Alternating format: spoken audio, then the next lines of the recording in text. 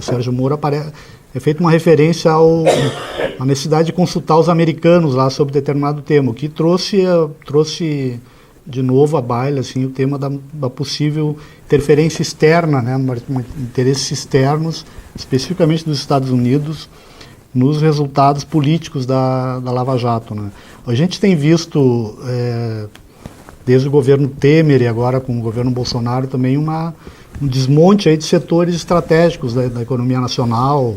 Tivemos agora, mais recentemente, a venda da Embraer para a Boeing, o desmonte do polo naval, negociação envolvendo a base de Alcântara agora com os Estados Unidos. Como é que o senhor vê essa possível articulação entre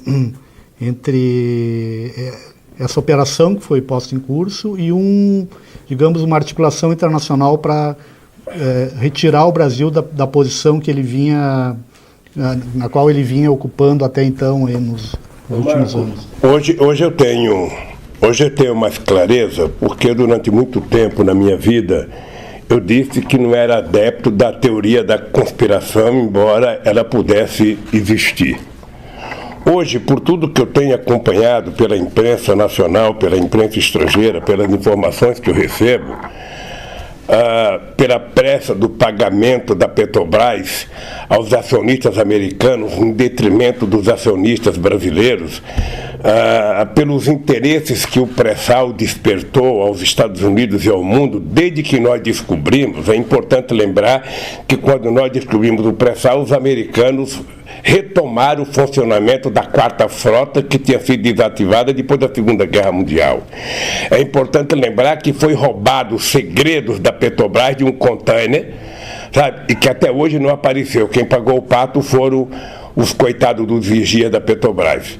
Então, hoje eu estou certo de que há interesse do Departamento de Justiça nos Estados Unidos em ajudar a desmontar esse país. Ou seja, não é possível a gente acreditar, sabe, que tudo aconteceu a partir do nada. Eu estou convencido que o pré-sal está, sabe, no meio disso. Estou convencido que os americanos nunca aceitaram a ideia da lei da partilha que nós fizemos para que o petróleo fosse nosso, nunca aceitaram a ideia de que o povo brasileiro voltasse a ser dono do petróleo, nunca aceitaram a ideia de que a Petrobras tivesse 30%, sabe, de tudo, nunca aceitaram a ideia de a gente criar um fundo social para garantir ao povo brasileiro o direito a ter acesso à ciência e tecnologia, à educação, à saúde. Então, teimaram até, sabe, começar a desmontar a grande Petrobras, que é uma empresa patrimônio desse país, motivo de orgulho desse país. Em nome de combater a corrupção, destruir as empresas de engenharia brasileira, e certamente quem vai entrar no lugar delas não são nenhuma empresa da Guatemala, da Nicarágua, de El Salvador, da Bolívia. Certamente serão empresas ou americanas ou de outros países do mundo. Eu lembro, quando eu era presidente, quantas vezes os governantes queriam adentrar ao Brasil para competir com as nossas empresas. E, ao mesmo tempo, você fica assistindo uma política de governo que tem como objetivo não produzir nada novo, mas vender o que tem. Nesse momento, levantamento sendo feito sobre todas as empresas públicas, sobre todos os terrenos da União.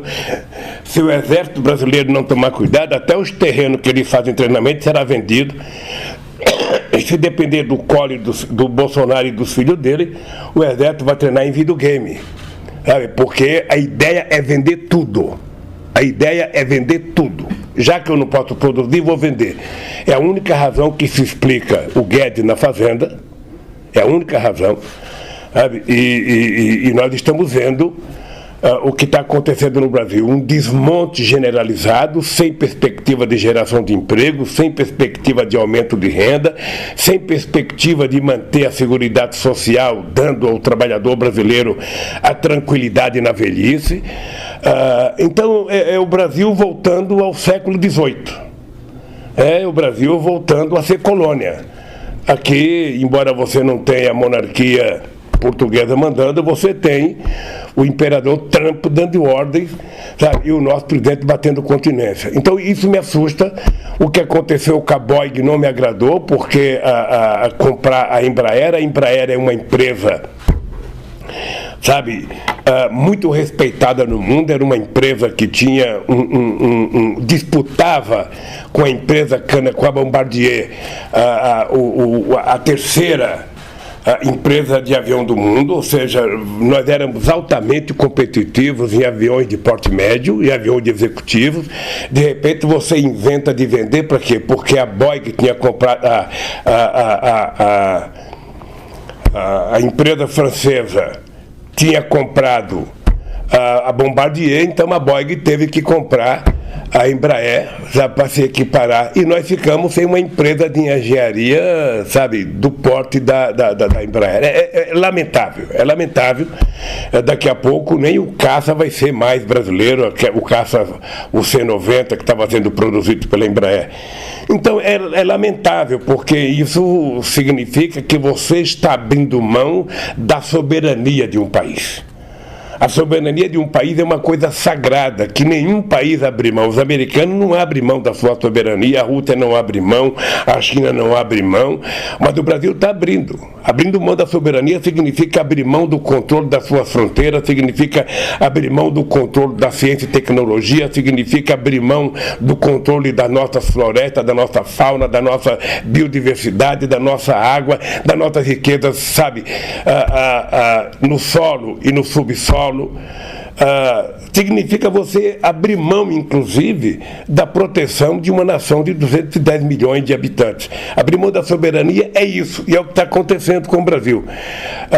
Agora mesmo, você deve estar acompanhando, houve um acordo,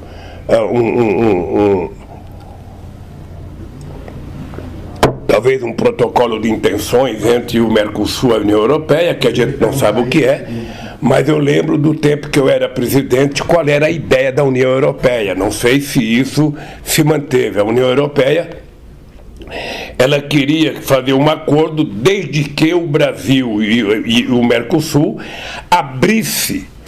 arreganhasse as pernas para todos os produtos de alto valor tecnológico, de alto valor agregado, produtos industrializados, para que eles entrassem aqui sem pagar nada. Isso significava quebrar a nossa indústria, significava impedir que países como a Argentina pudessem se reindustrializar, e prometiam importar produtos agrícolas brasileiros. Peguei uma gripe essa semana, eu também estou na mesma situação. Bem, então o que acontece? A gente não sabe, eu não conheço o acordo, não sei o que está escrito lá, mas veja, não é fácil. A gente não tem muito o que exportar para lá. E o que a gente tem para exportar não será fácil os franceses aceitarem. Não pense que os franceses vão aceitar comprar frango do Brasil, comprar porco do Brasil. Eles não aceitam nem comprar óleo industrializado brasileiro, querem comprar soja in natura, e também não são os maiores compradores. Então é preciso olhar, sabe, nessa coisa desse acordo, entre perdas e ganhos, a gente vê o que a gente ganha e o que a gente perde. A impressão que eu tenho é que a União Europeia está tirando proveito de um momento de fragilidade eleitoral do presidente da Argentina, porque o Macri está numa situação difícil eleitoralmente, e quem sabe a venda ufanista de um possível acordo que ninguém sabe, que ainda vai ser discutido no parlamento de cada país, possa facilitar a sua eleição. Como nos Estados Unidos, ou seja, a visita do Trump ao presidente da Coreia do Norte é uma propaganda eminentemente eleitoral. Ele não tinha o que fazer lá. Ele foi tirar foto para a campanha de 2020, que já começou. Como a guerra do Iraque serviu para o Bush. Então, eu fico realmente preocupado com o momento que a gente está vivendo no Brasil. Há muitas incertezas, há muitas dúvidas do que vai acontecer com a sociedade brasileira, porque as pessoas não falam em emprego, as pessoas não falam em aumento de salário, as pessoas não falam em bem-estar social, as pessoas não falam em coisas que diz respeito ao povo brasileiro, né? Você teve de cara o desmonte da legislação trabalhista, ou seja, voltamos teve de cara o desmonte da legislação trabalhista, ou seja, voltamos a ter a relação direta entre o trabalhador e o empregado, que é uma espécie de relação leonina. Dificilmente um trabalhador sozinho consegue sentar frente ao seu empresário e discutir as suas condições. Desmontou-se aquilo que foi uma conquista, sabe, ainda da era Getúlio Vargas, do movimento sindical brasileiro. Agora desmonta a Previdência Social, inventando a tal da capitalização para que o cidadão, por conta própria, sem participação do empresariado, sem participação do Estado, sabe, mantenha a sua aposentadoria. Com o trabalho intermitente, não se sabe quanto tempo esse trabalhador vai levar para poder adquirir o direito de se aposentar. Então, eu acho que nós estamos retrocedendo. Eu, quando estava na presidência, eu dizia para os dirigentes sindicais e para os dirigentes políticos europeus que a diferença entre nós e eles é que eles tinham conquistado o estado de bem-estar social depois da Segunda Guerra Mundial.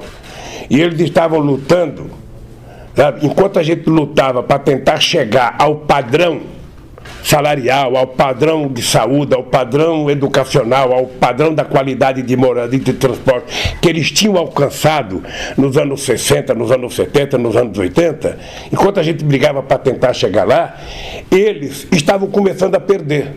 E hoje o que nós estamos assistindo?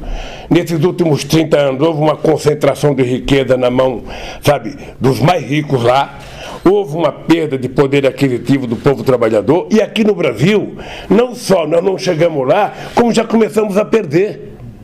O salário cai, a renda cai, e o povo está vivendo pior, comendo pior, morando pior, e com menos perspectiva. Então, eu acho que é difícil uma nação sobreviver se ela não tiver esperança, se ela não acreditar, e esse governo efetivamente não passa esperança para ninguém.